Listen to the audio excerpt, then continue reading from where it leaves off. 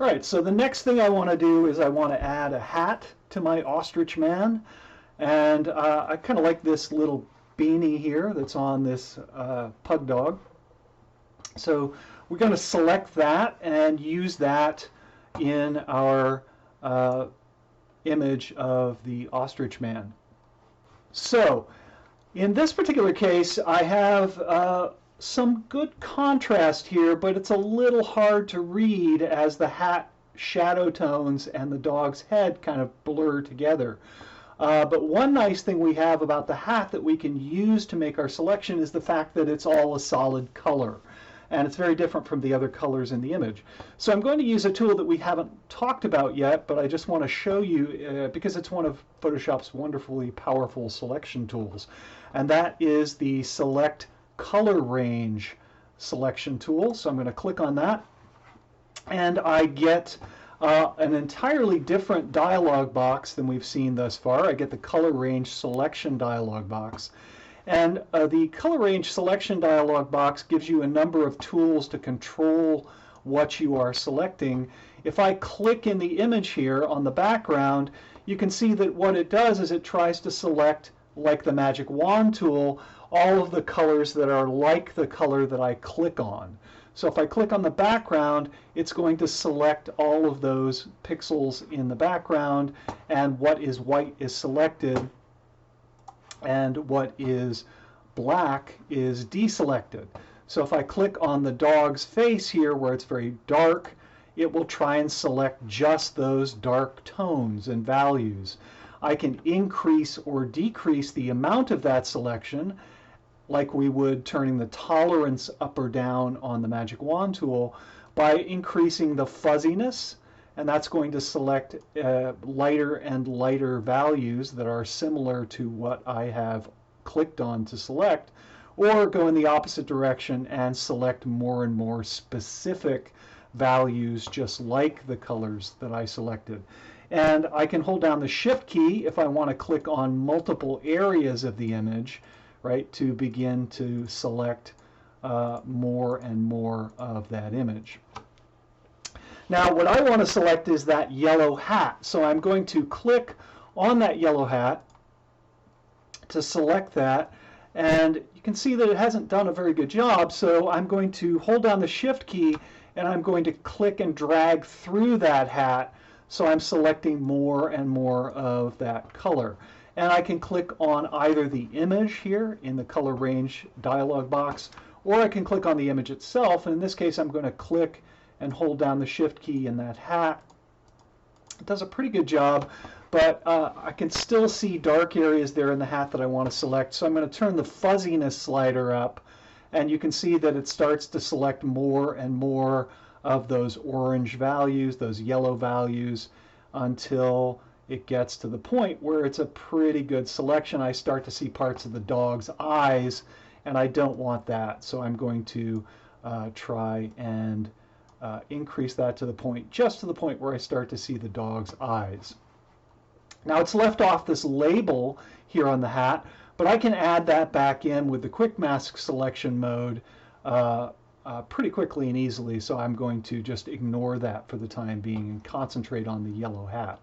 When I click OK, I can see that I've got a pretty good selection of the hat. There are some areas here that I'm going to need to fill in, like the white label, or these areas here in the hat where it's a little dark and it hasn't selected them. But that's okay. I can do that fairly easily with the Quick Mask tool. So I'm going to go to the Quick Mask tool, again by hitting the Q key, and my overlay there, which is red, normally isn't working very well because of this yellow hat.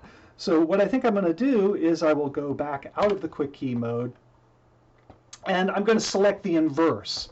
So the background is all selected, right? That's one of the ways we can change our selection, select inverse. And now if I go into the quick key mode, it's a lot easier to see because the background doesn't have much warm color in it, and it isolates the hat pretty easily. So now I'm going to be painting with white to add to my selection, right? So I'm going to flip my colors back around, grab my brush tool, and I want to increase the size of my brush a little bit. And I can paint with white and add that part of the hat that was missing, that label in, and I'm just going to paint through this area of the hat to make sure all of those little areas that weren't selected are selected now. Right? And I'm just going to go through really quickly, and I'm painting with white, and I'm going to make my brush size a little bit smaller, zoom in so that I can make sure and get these edges pretty clearly. You can see there that they're being added to my selection.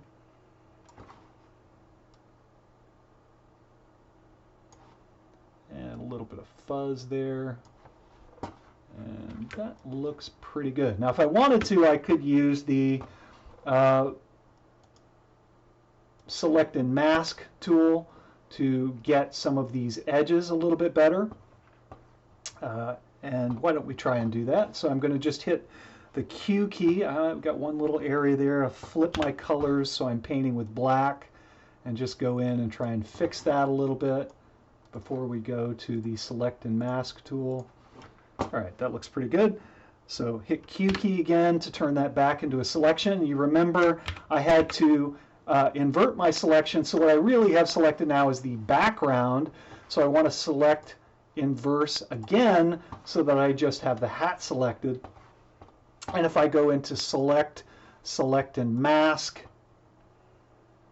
I can see that what I have is a selection of just the hat. If I want to refine that a little bit, let's see if Refine Hair works. That does a pretty good job of getting just the little bits of that, what do they call those things? That pom-pom there on top of the hat. All right, so that looks great. I'm going to click OK and copy that selection, Control-C or Command-C from the keyboard on the Mac. Go back to my demo image and paste Command or Control-V, and there's my hat. Again, it's come in behind everything. I want that to be down behind the hair. Again, it's a bit too large. I'm going to hide.